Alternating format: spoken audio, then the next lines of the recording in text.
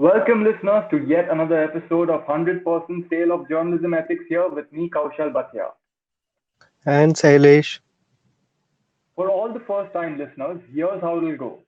Sailesh and myself have selected a few stories from certain beats that have taken place or developed in the past week and give our 2 cents on the same. In the first minute, we have to narrate the story in as much detail as possible, and the following few minutes is open for group discussion. This time I have actually noted down some things because there are a few beats in which I have to remember the names, which I won't remember otherwise. So, Hmm. without wasting any more of your time, I will start with the first beat, which is national news.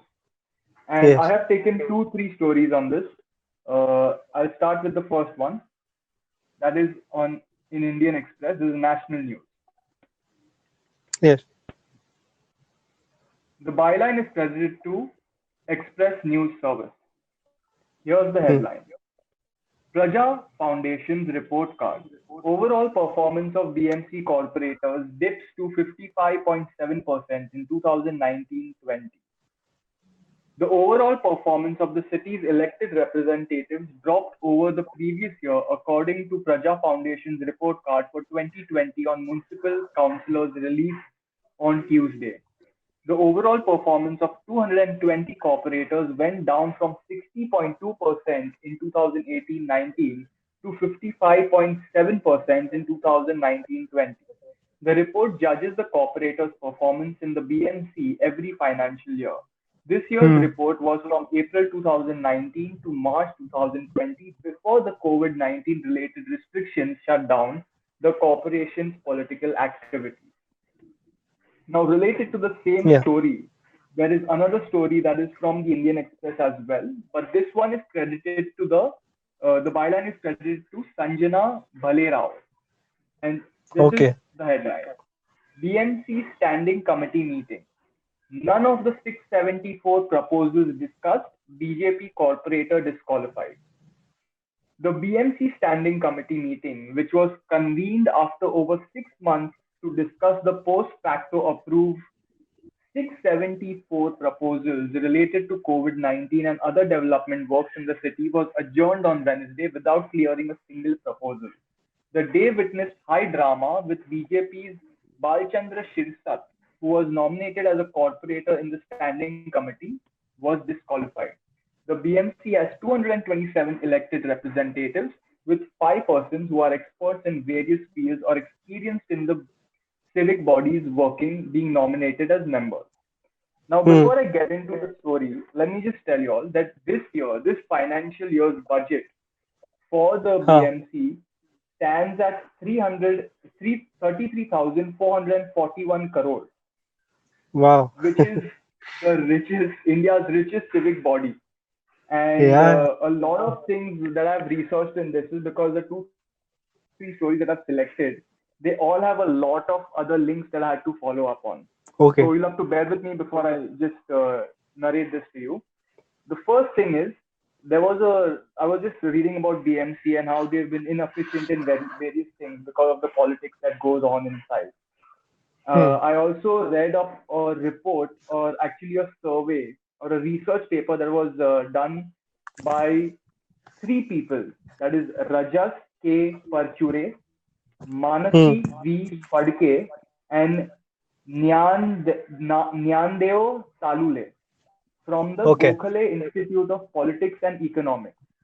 And the research paper they submitted is why people do not vote in municipal corporation elections. A voter-based survey in Brihan Mumbai Municipal Corporation, that is the BMC. Now, Okay. as I mentioned before in the Indian Express article, that there are 227 elected representatives with 5 persons who are supposed to be experts in various fields or experience in the civic bodies working. However, they are also now chosen because of political affiliations and whatnot. Now, Those five according to percent. this, those 5 people, yes. Now, Hmm. according Or to this rather 5%. particular 5 people, out of the 227, there are 5 people, or I think Ah, added okay. 5 people, which Okay. are Okay. experts and whatnot. So they help you in basically telling you what solutions you should take for whatever civic issues are there, whether it's roads, road implementation or designing this certain area or whatnot, various other things. But Hmm. so this particular research paper talks about how in Mumbai, the elections for the corporators, which actually have a lot to do with the development and all the other things in the areas in which people live in the suburban areas of Mumbai, Hmm. there are only 45% of people who vote for this. Only You mean 45%. turnout is 45%? Yes, the turnout for voting for BMC corporators is only 45%. And as this research paper, which was released in 2017, but I'm pretty sure that it holds true even today, is because of various reasons. One of them is there's a low engagement between the people and the corporators. Personally, one issue is that we don't have the advertising that we know that we have to vote for BMC elections and so and so.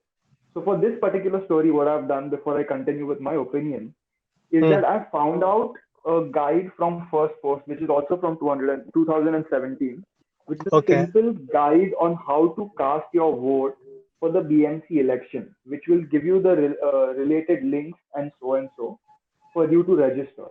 Now, coming to the point that I was wanted to make was Hmm. that Mumbai, like as I just said, 33,000 crores is this year is the budget for Hmm. the BMC, which is huge, which is more than many states also in India.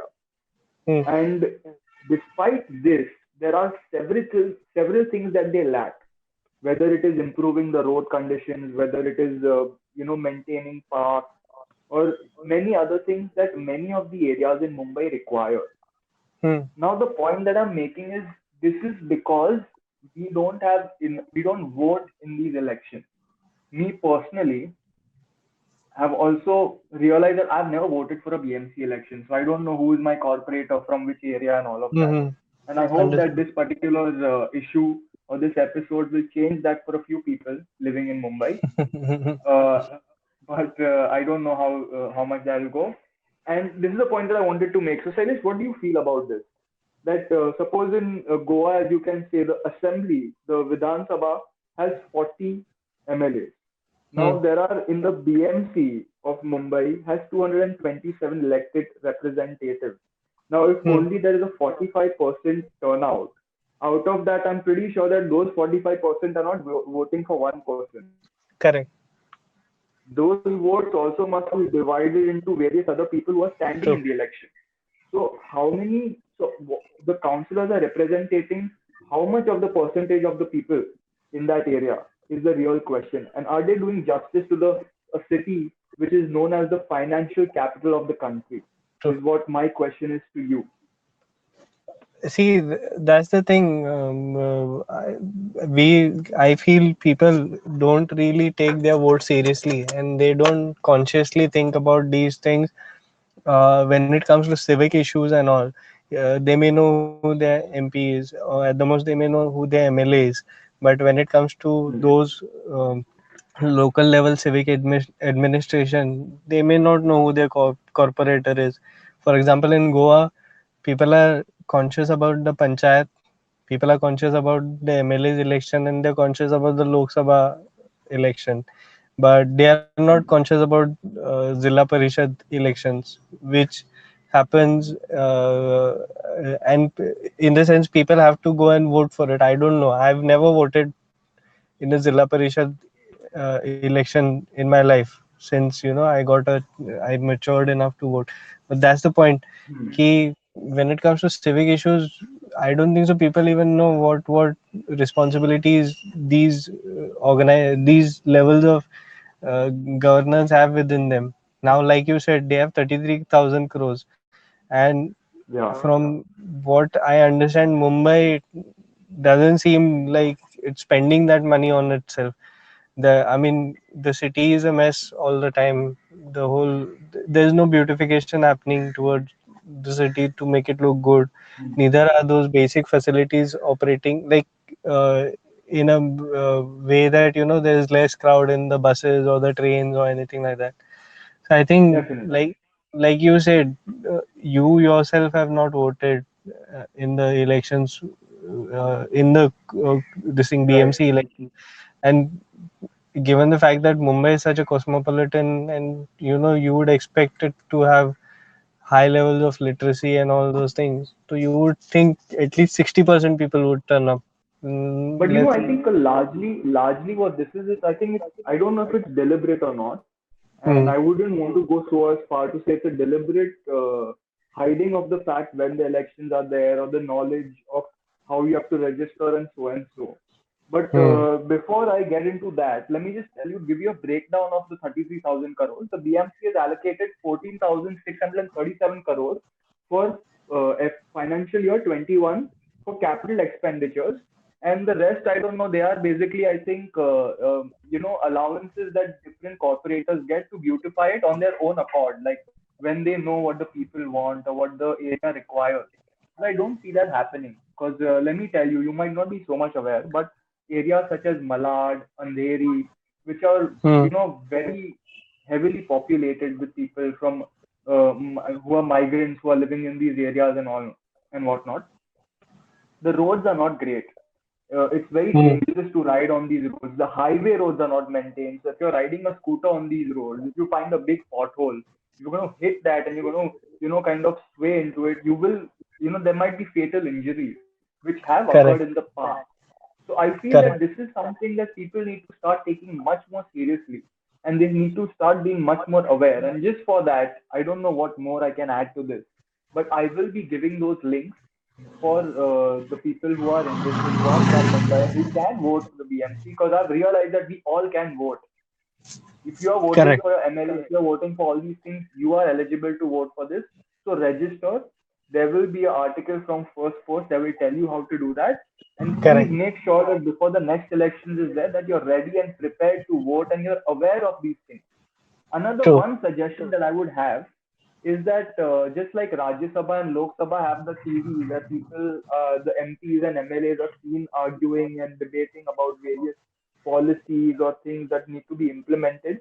I think a similar thing can happen also for the BMC, because it is a very, first of all, it is the richest civic body. And not only that, I feel that people need to be aware of these things because you're True. living in this environment and you have the power to give them power, and then they Correct. will understand how important it is and they will start taking it seriously. That is what I feel. No, I agree with you. More accountable mechanism for bringing accountability has to be put in place. Mm. And I think on that note, we can Yeah. move on to the next beat, which is the national politics, and that'll be taken up by you, Politics. Yeah. Shailesh, anytime you're ready. Yes. So the story for this week in this particular beat is Kashmir parties work to give alliance formal shape. Farooq could be head. Now this is in reference to uh, various parties in Jammu and Kashmir except uh, Congress, BJP, and some other national parties, but the local parties like the PDP, National Conference, the Sajjad Lone led Jammu Kashmir People's Conference. So all those parties have come together, and on August 4, 2019, they had passed a declaration called Gupkar Declaration, under which they said they would protect the integrity, rather the identity, autonomy, and special status of Jammu and Kashmir as a state. And we all Hmm. know that on August 5 last year, it was turned into a union territory. So, and it was bifurcated as well. So, what has happened recently, one by one, all these people were put under detention, have been released. So the Hmm. latest one, the latest lot has been of Sajjad Lone and Mehbooba Mufti of PDP, who have been released. So they've said that the alliance that they declared, they've had meetings before the leaders were released. Like before Mehbooba Mufti was released, these party leaders met and built a informal alliance. Uh, but now what they are trying to do is make it more formal, which will have a working committee. It will have a chairman. It will have a secretary. It will have a spokesperson. Various rules that will come into it, and that Hmm. committee is most likely to be led by uh, former Jammu and Kashmir Chief Minister Farooq Abdullah. So Now, under these circumstances, as we know, these parties have opposed the repealing of Article 370, and Right. also they've said that, even after repealing it, whatever freedoms, basic freedoms that are normally available to other people are still not available in JNK. So, Kaushal, what do you think of the development of these guys coming together and trying to put a combined front against the BJP, You know, I specifically? see this, yeah, I see this as a very positive thing in one way, Huh. because I feel like the front, and I always said this, I think we had this conversation before, not on the record, but Hmm. that a federal front in all the states, if there are the parties of regional parties exist and then they form an alliance, then they will be able to put agendas that are more, you know, important or priority based for the people from the state. But when Hmm. it's a national party which is running elections in your state, they are only Hmm. giving your state that much importance as many MLAs or MPs that it gets from that in order to Hmm. pass the big policies that they want to. So True. I feel that it's a good thing in a sense. At the same time, to be honest, I don't think I know the ramifications of repealing or sorry, calling back or re-implementing the Article 370 for whatever reason. Because Hmm. although it seems like a great decision that BJP had taken to Hmm. just revoke it and make it part of India, because that has always been a, it's been a contentious issue Hmm. between India and Pakistan, and they've always tried to use proxy, whether it's agents through separatists or Yeah. militants, to kind of create an unrest in that area, which is a very, I would say, a very delicate part. But I feel overall, I think it's a positive thing to happen. Okay. I mean, anyways, so I understand where you're coming from, and I think Hmm. let's see when the next assembly elections are uh, announced and how well, or rather, basically how the BJP performs in the state, and whether these guys are able to capitalize on any kind of anti-BJP sentiment there. But then, Yeah. uh, like you said, I agree with you. Repealing of 370, I agree with, but then this whole detention thing, I don't know. For me, it seems a bit unfair, but not. Maybe they know better than us, I would say. Yeah, because I don't think we have the intelligence that the central leaders have, right, Hmm. to allow them to make such decisions, and they will, well, they wouldn't even reveal it because of whatever reasons. I don't know. Hmm. Politics is a very weird game. But Okay, I guess so on that note, yeah. yeah, correct, correct. I agree. So on that note, I think we can move on to the next beat, which is business. And this is a beat that I have done a lot of research about, and that Hmm. is which is going to be taken up by me. And that is because I started with a story on DHFL, which is Diwan Housing DHFL Financing Limited, Hmm. where the promoter of DHFL, Kapil Wadhwan, Yeah. offered to settle whatever debts he owes to various banks and whatnot, his Hmm. personal properties or his personal assets. But Yeah. these were basically blocked by 63 Moons, which is, I think, one of the investors who had invested in DHFL. Okay. And DHFL obviously siphoned off a lot of money, and then they bought personal assets and whatnot. So 63 Moons Wow. Technology Limited filed a civil and criminal case against DHFL and said that they cannot claim that they are giving the personal assets because they have not revealed what their personal assets are, and they probably bought those personal assets with the money that the investors invested in their company by Hmm. pivoting them or putting them through shell companies and whatnot. So the Okay. 63 Moons Asset has said that Technologies Limited has said, you first tell us, let the probe find out how you have siphoned off these funds and whatnot. And then I realized that this is a part of a much bigger Yes Bank loan fraud case. Now, let me just take you through this from the starting. Hmm. So, the Yes Yeah. Bank loan fraud case founder Rana Kapoor, who's in jail right now. There are three main companies that are in the news right now which have caused this big case. The Hmm. number one which I talked about was DHFL, which is Dewan Housing Finance Limited, which is the NBFC, non-banking finance company that invests in real estate projects, etc. What they did Hmm. is they duped countless investors who invested in their debentures and mutual funds, which had done a lot of investments in them. Hmm. Now, the promoter Kapil Wadhwan recently offered personal assets to settle the debt. And Yes Bank had invested about 3,700 crores in DHFL on a short-term basis. Yeah. But DHFL sanctioned 600 crores from that 3,700 crores to go into Do It Urban Ventures, which is actually owned by the Yes Bank founder and family. So it was kind of like a kickback for them to Hmm.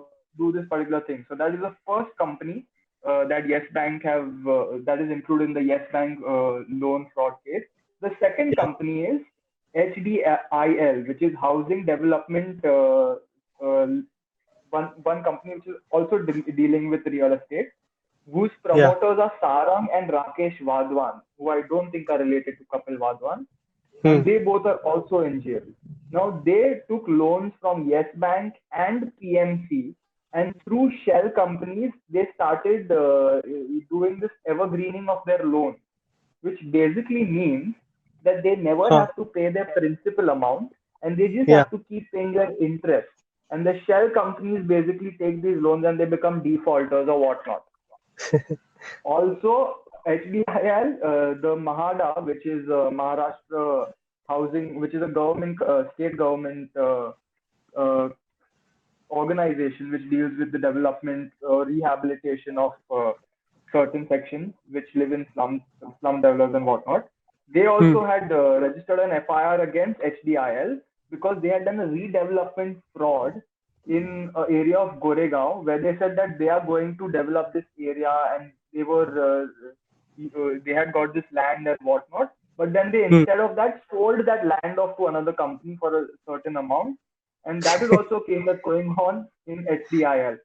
Furthermore, PMC, which is the Punjab Maharashtra Cooperative Bank, showed Hmm. about 60,000 accounts. I'm obviously 59,000 something accounts taking loans of about 5,500 crores, but which were actually belonging to HDIL.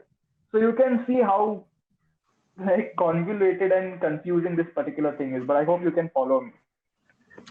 And No, this no, is the second. Sorry, go on. no, no, no, no. Go ahead. So HDIL is the second company which has used the Yes Bank loan fraud case, and the Hmm. third company is Cox and Kings Group. The CFO, Okay. which is Anil Khandelwal, and internal auditor Naresh Jain, both of them are jailed as well, borrowed money from Yes Bank, cooked books, Okay. borrowed about 3.6 thousand crores, showed Hmm. false sales of 3.9 thousand crores from their two other subsidiaries, which didn't exist in reality.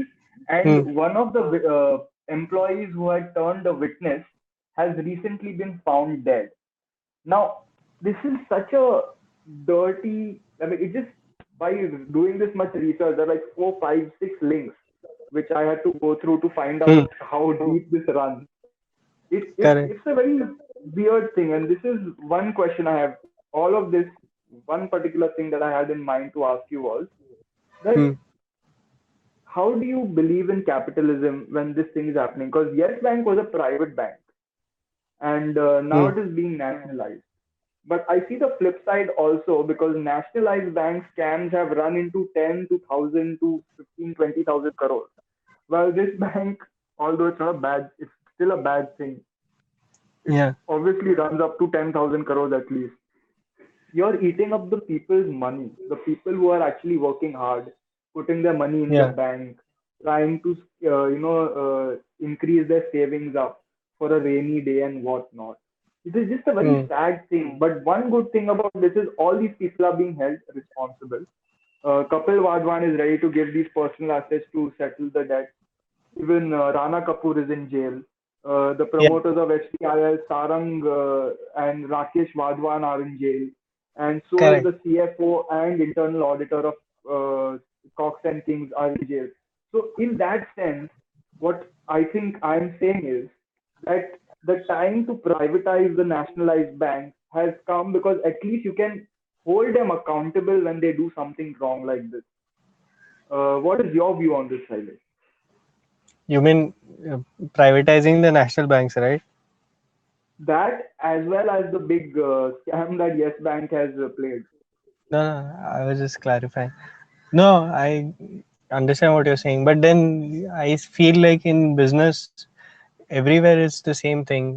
Recently, I was watching something on YouTube about the whole real estate scam where the companies basically start a project, borrow money from the banks, they take money from the depositors and then use that money and invest it in some other project, while the project that they had taken the money for lies idle, for years and years, and people are stuck. And even if people go to court or the government intervenes, there is no guarantee that your money is going to be returned. You'll be compensated. Same thing goes Correct. for other companies as well. Like you said, when these people start doing frauds in banks, what happens is the bank goes under, sort of, and people who are Hmm. invested in it also go, which makes. But I think the whole point is what has happened over the years recently is that many people used to keep taking advantage. Like it happens in cycles. Now, recently we were watching like the new series is come, Scam 1992, which they Yeah. talk about how banks were basically cheated, and then money was taken from them and never accounted for, and that was a scam. Now you come later on, you see this thing happening with Vijay Malia, who's given a loan on brand value, or Hmm. PNB, who's taking money through letter of undertaking. So Yeah. ba- basically, you see there are so many lapses happening, and where is the basically what you call that, floodgates or something that stops these raises red flags. It's only the red flags are raised only after these things are late. So I think what's happening is people have maybe not taken the banking sector seriously, and they don't understand a lot of things that happen there. And because of that, what happens is these scams take place, and then it's too late by the time you come to know this such a thing has happened. Correct. So I Yeah. think That's a fair point. no, the point I'm trying to make is that the whole regulations that are the banks have to follow have to be looked after. Like they need to be reassessed in a way to understand where have we gone wrong. Because and secondly, this whole thing with the real estate and the RERA thing, because of now, that is a welcome sign where the real estate people used to block people's money. Now because of RERA, they are more accountable. So Hmm. same thing I think needs to come Yeah. for banks as well. That I think you're some. right. When you talk about these certain mechanisms or these costs, Hmm, that these checks are not being, like, the regulation is needs to be a little bit stronger in these areas, because I think they are finding out, right? You know where at what point these scams are exactly. taking place. These shell companies. So I think the RBI, with whatever the intellect that they have and the great amount of, like, they have obviously very qualified people who are taking helm of these institutions, especially the Central Bank of India, which is the RBI. I think they will take cognizance of this, and they should kind of make the changes, or at least suggest these things to the political parties or the government in power at the point, and they should make a very, I think they need to have the strength. They need to have that will, the political will to make these changes, because a lot of political people want these systems to be flawed so that they can take advantage of True. So like I said, RERA was a good relief for consumers, or at least people who would want to buy houses or whatever, invest in real estate. Similarly, if the government has taken a note of all the NPAs that is going around, maybe they bring a law or maybe a set of regulations that would make sure that these things don't happen. Yes. Yeah. And I guess on that point, on that very too much information point, I hope that the listeners followed it. I'm sorry I had to go into such a rush of it because I'd really done a lot of research on this. That's why I wrote all these things down. Hmm. We will move on to the next beat, and that beat is international. That will be taken up Hmm. by you, Sailesh, anytime you're ready.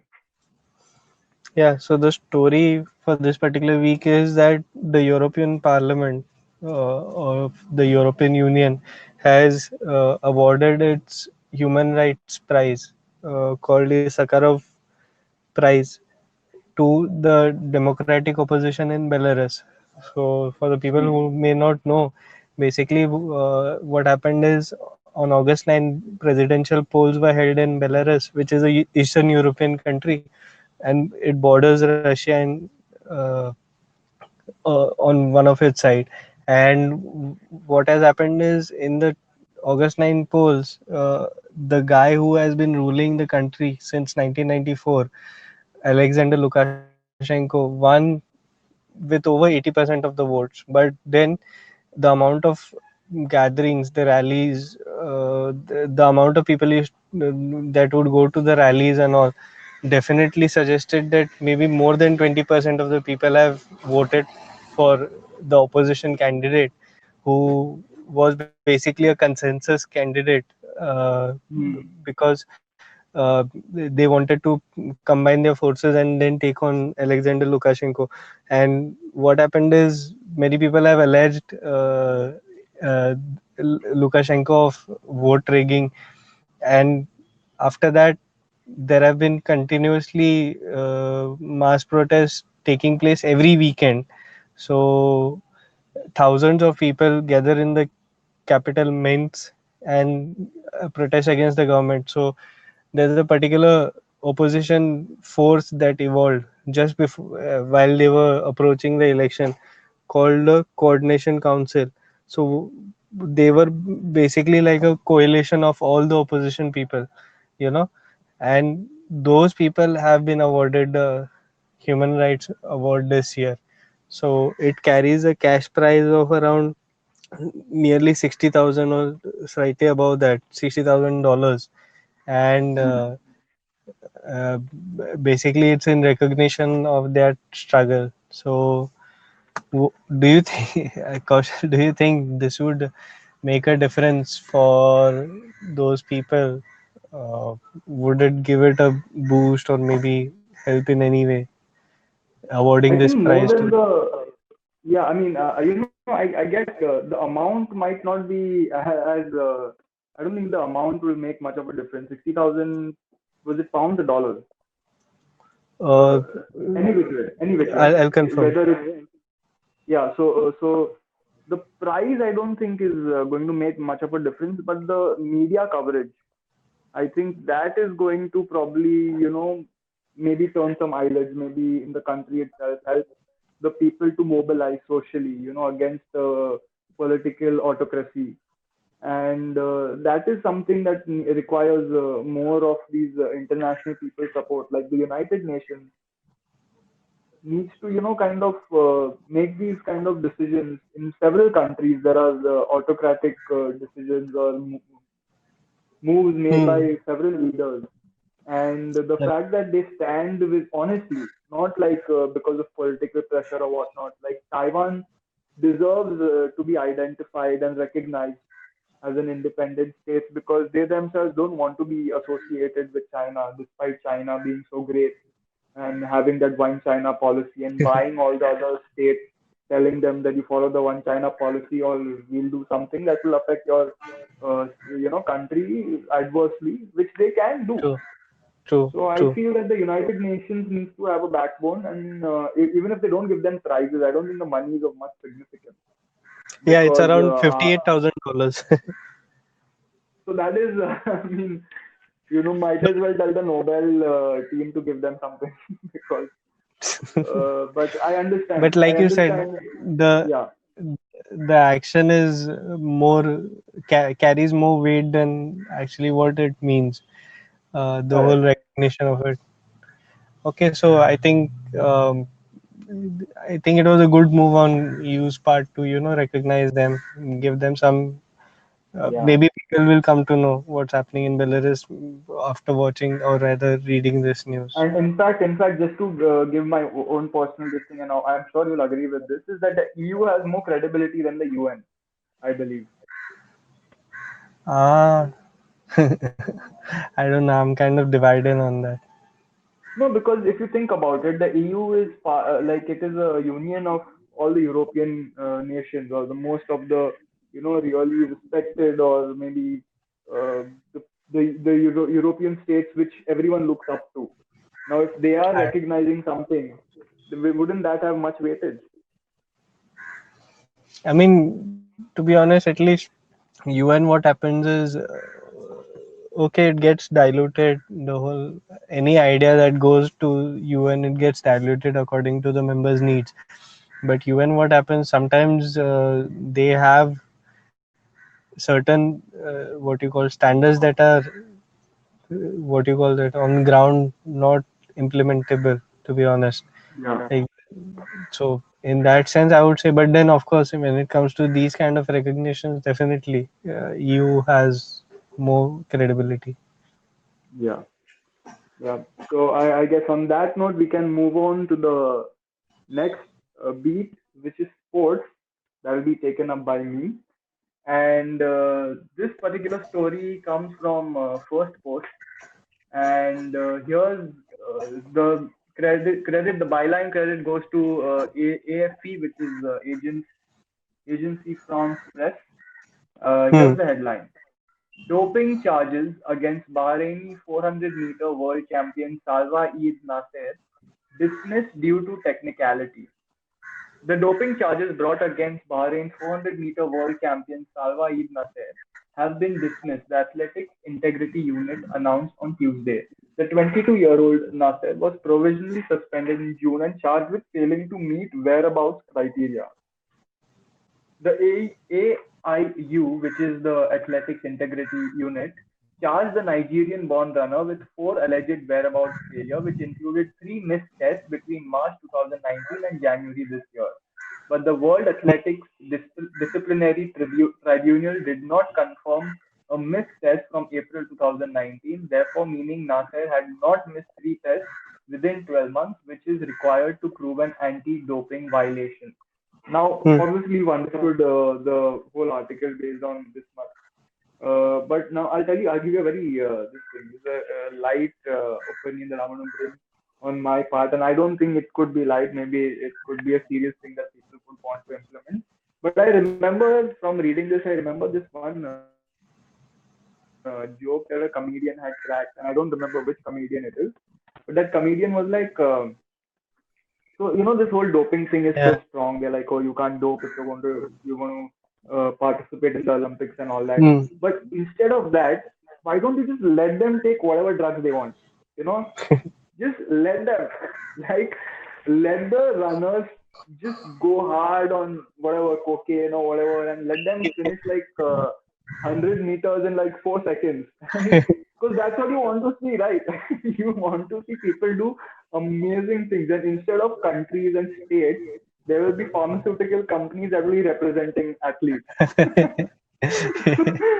So I'm like, I mean, what are we trying to prove really? Which is, we just want to see something spectacular. We just want records to be broken. I'm pretty sure that if we start allowing that, if there's a athletic sport which allows the athletes to take whichever drugs they want, I'm pretty Huh. sure that's going to be much more exciting than what we see.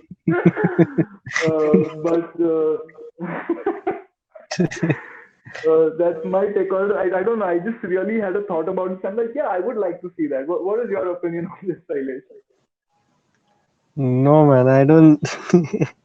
I don't think so. It would be a good idea to allow people to take drugs and participate. Excuse me, but I mean,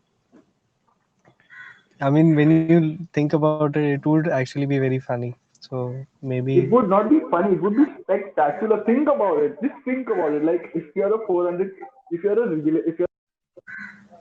you're a marathon runner, and hmm, if you finish that in like a 400-meter race time, that is crazy. You're gonna be like, is that a car or a human being? true. Uh, I mean, yeah, I can imagine that. Okay, I guess. I mean, I understand your point, and I understand the point that people make. I'm still with this. I feel that comedian made a joke, but I am seriously considering it now. Hmm. Uh, uh, Besides that, I feel if you have nothing more to add, we can move on to the next beat. Yeah, sure. Okay. So on that note, we'll move on to the next beat, which is entertainment, which will be taken up by you. Although I feel this beat was also quite entertaining. And Yeah, true. whenever you're ready for this. Hmm. So the story for the entertainment beat now is that Fast and Furious franchise will end after making the 11th movie. So currently they've made 8 movies.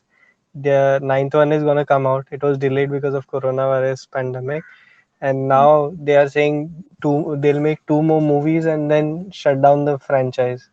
So for a guy who grew up in the 1990s and early 2000s, and Fast and Furious, the first movie was spectacular, of course, but then Hmm. eventually we saw it drifted a bit from the original concept and all. But there's nothing to add to it. That's just the announcement. So have you followed the franchise, Kaushal? Or what you Well, have I you think what you're saying is something I definitely agree with. I feel it's a right decision to end it at this point because they have been slowly coming to a point where it's just a lot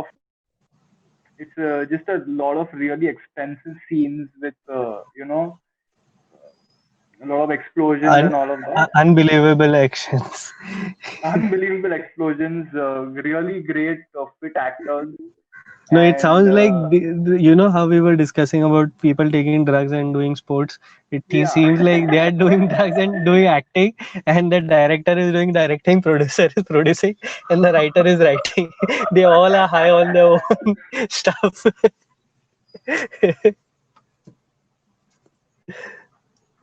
Hello. Uh, but I think there seems to be a theme for today, isn't it, Sailesh? Seems like. Wait, I cannot hear you. I'll I, just stop the recording at this point because my battery is low. Yeah, okay. and we will return in 2 minutes. Okay. Apologies to all our listeners for those technical difficulties at the end of the entertainment beat. And on that note, we will move on to the second last beat of the week, that is opinion of the week. But this time, it's going to be Sailesh will take this up. Anytime Yes. you're ready, Sailesh. Thank you, Kaushal. So the opinion piece that we chose for this particular week is Bangladesh's rise is an opportunity for India, but is overshadowed by negative domestic politics. So the opinion piece is written by C. Rajamohanan, and he is a well-known strategic scholar.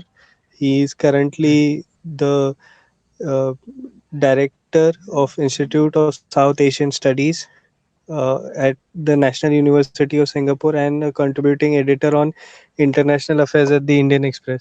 So, in this particular piece, he argues that Bangladesh has consistently, over the past few years, performed very well economically and brought itself out of an image where it is seen as a very uh, poverty-stricken place which has no hope for future growth or anything like that.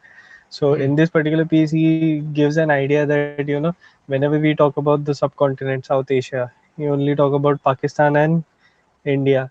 And also amongst, if you leave India, we only focus on Pakistan because it is notorious for terrorism and for its role in the wars in Afghanistan and all those things. But he says what happens is Afghanistan overall has been overlooked, even though it's not a small country in the sense it may be small in the size, but demographic wise, it's around 160 million people.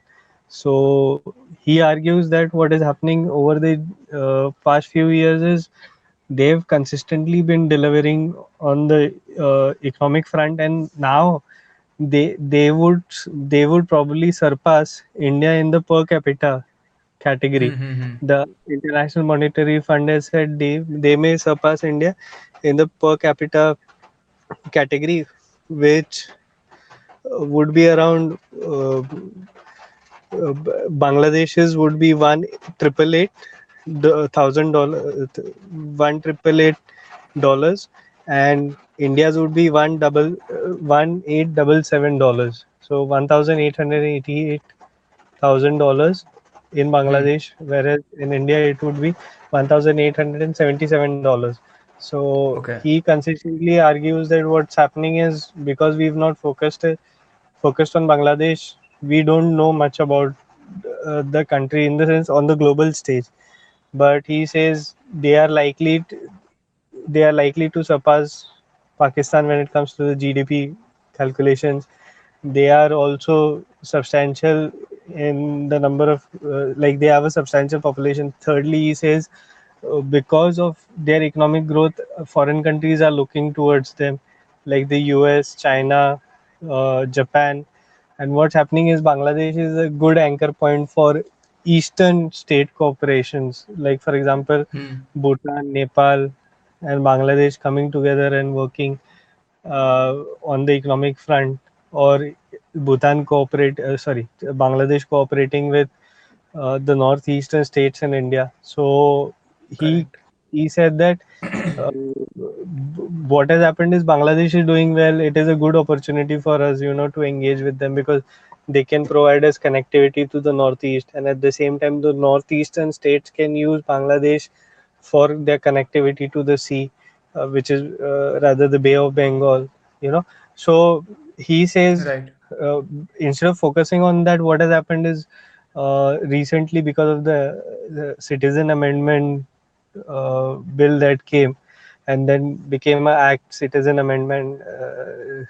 citizenship amendment act. So what has happened because Hmm. of that is uh, there is a negative perception of Bangladesh being created, whereas he says Bangladesh's economy is three times that of West Bengal. Sorry, one and a half times that of West Bengal. If they too integrate economically, there's a lot of potential for them to, prosper. So he says because Hmm. of this this thing, Yeah. Bangladeshi anti-Bangladeshi immigrant sentiment, there's a lot of negative perception that's created, and this whole opportunity is being missed in this whole negative politics that is going around. So he says if we could overcome that, then there is a lot of opportunity for India to engage with Bangladesh. And also gives instances where we settled the border disputes with them in 2015.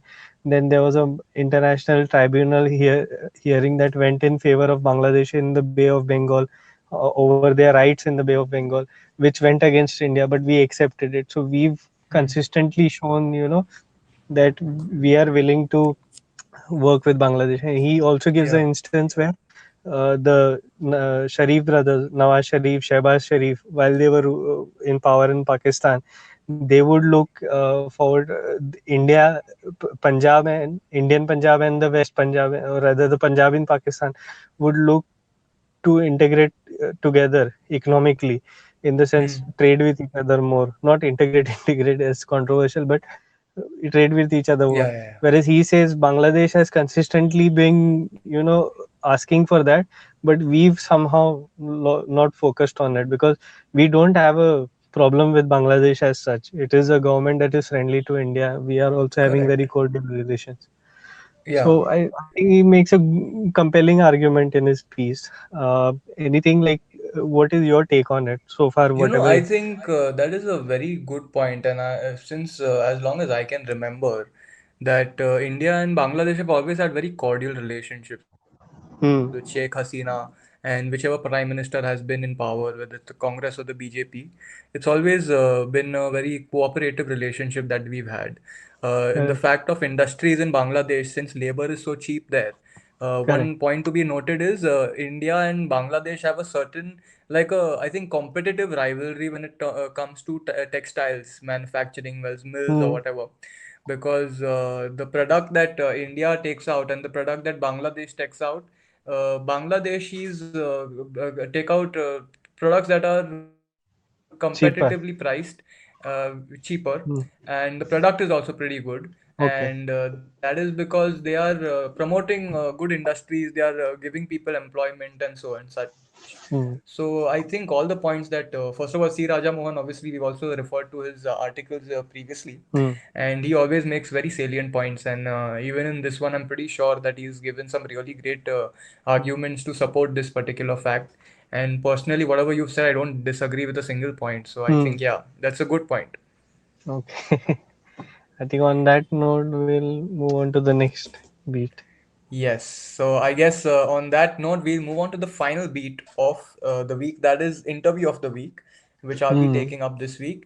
And I was very passionate about this one particular thing I heard. I True. don't know if it was a talk or an interview, but it was given by Dr. Ratin Roy, and he was speaking on the platform of the Print. It has come out on the Print's YouTube channel. We'll put the link below. Hmm. And he Hmm. basically spoke about the economy, India's economy, and as a macroeconomist, but he touched Hmm. upon very important points in which we can relate to without speaking about all that jargon that normally you Okay. read about in economic articles and such, where you just get confused. You're like, you don't know what they are trying to say. So let me just Yeah. take you through what he said in points. I'm not going to go into depth, but you will understand what I'm saying. So he Hmm. talked about India's economy and economic policy just after post-independence, which was a Okay. rationed economy, and hence the Okay. aspirations were also rationed in that sense. They were limited. And Hmm. post 1991, when we ran out of the foreign exchange and we had to open up or liberalize our economy, it just blew up. Like it became manifold. But he also points out a lot of things that need structural changes because in 91, after 91, whatever decisions that have been taken, it's good that we've opened up the economy, but has it actually have all the decision helped? Because if you see right now, it's the rich are getting richer and the poor are staying poorer. And he says that the problem with this is that we are going to fall into the trap of becoming a middle income state. And he gave comparisons that to of Philippines or Brazil or several other economies like South Africa, which have had the potential to grow for to prosper, but because of many reasons which is mentioned in this interview or his lecture, as I would say, Hmm. which we all should look at. And this has Okay. definitely gone under the radar because I looked at the views that this has got, and it is just alarming because he's spoken such great things. Let me touch upon a Okay. few things. So he basically said that normally when you talk about who talks about economy of any country, it is the oligarchies that run the country. Now, one thing we need to agree to is that oligarchies run countries, and oligarchies, basically influence the government in power to make certain economic policies because of they see it in that way. They know they are playing at that field. They're playing in those big margins. They're playing as those manufacturers and putting up the big factories and being conglomerates and whatnot. And he has said that there have been glaring problems. uh, that's one thing which I won't get into because I won't be able to articulate it as well as he has, but I would really urge people to watch that. The second thing he talks about is the Hmm. education system in India. He says that besides the creation of AIMS and IITs in the initial stages of India, when we because we had kept a rationed economy so that we could invest above our pay grade and open up such excellent institutes which would allow our uh, the people of our country to study in them, get quality education, and then add Hmm. to the country and the potential and help us reach it. That is one more thing. And he also talks about how the parenting of in our country is kind of so flawed. because he said that what our parents look at in India largely, he's not obviously generalizing so much, but he's fair in what he says. It's like largely they see the children as someone who would basically become a cog in a production, this thing, keep producing, and then ultimately take care of them in their old age, which is not something they should do. Hmm. Uh, there are just so many points. I mean, I don't know if you've watched it up when I shared the link with you. But Dr. Atin Roy just puts great points forward. Would you like to share anything if you've watched it? I'll just go back to my notes till then. Huh, basically, I think he's basically summarizing what has happened since the independence when it comes to society and economics, the interaction between the two, and the impact it has had. Both of them have had on each other. Uh, Right, I agree with his point where before liberalization of the economy, everything was rationed, whatever the correct way of saying it is. hmm, Basically, that certain things were only available, and so many people would get it, and all those limits existed. right. But So now uh, yeah, I'll just elaborate a little bit more. mm, Is That was just the initial part of when he was setting the stage or giving a particular understanding to the people who are listening to this lecture, and then he started talking about subsidization. He talked about agriculture. He said that a lot of things, like if you see agriculture at this point, there are so many suicides that take place in so many different states, whether it's Vidarbha, whether I mean, which is in Maharashtra, obviously, Vidarbha, Telangana, Andhra Pradesh, and these farmers, because mm, they are forced to basically, plant and grow certain type of crops, and then they are told to sell it at certain prices, and they don't have the freedom to do this. They don't have the freedom. Obviously, the person is going to be, they'll be tired. They'll be in such a stressful situation. At the same time, a lot of there's not a lot of infrastructure as well.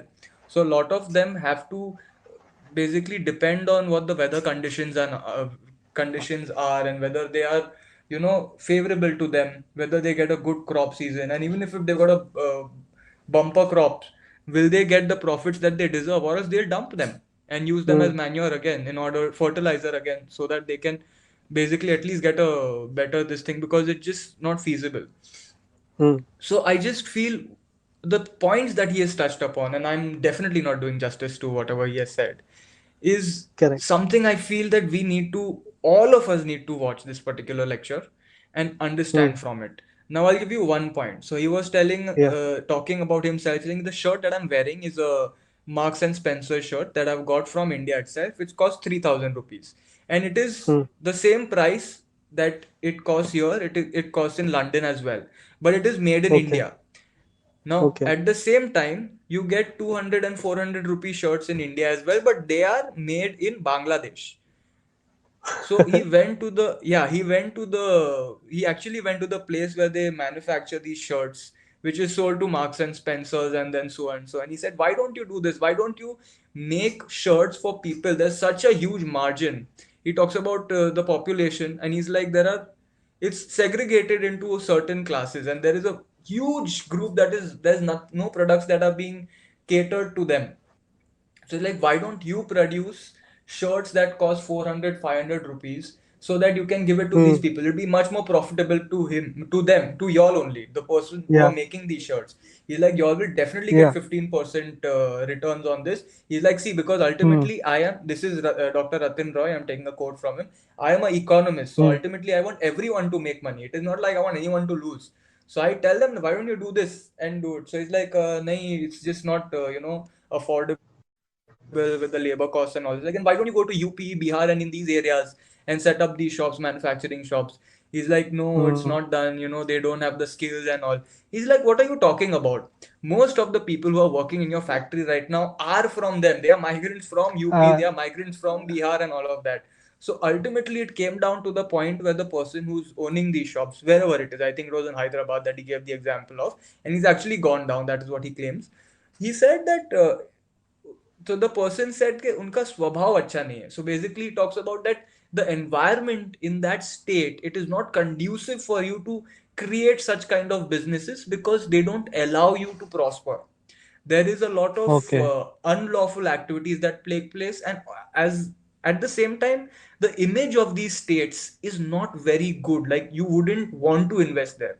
You would think a Hmm. hundred times. If you're from any other state and you think about UP or you think about Bihar, you get frightened to go there, invest, start a business, because you don't know if it will, if they will allow, if the locals will allow for that to prosper, or will they come and do some, kind of a problem, which ultimately will Okay. cause you a loss either of life or money, which is the point that Okay. he was making. Besides that, he also spoke Hmm. about, he asked this question. He's like, do you know who's the largest landowner in the country? In India, Yeah, in India. defense. I'll tell you, it's the government of India, the central government of India. He's like, what they need to do is, first of all, the land that they have, that they hold, they need to put that into use. They need to start developing, infrastructure projects. They need to develop real estate, and change by 2023 all the people dwelling in these slums.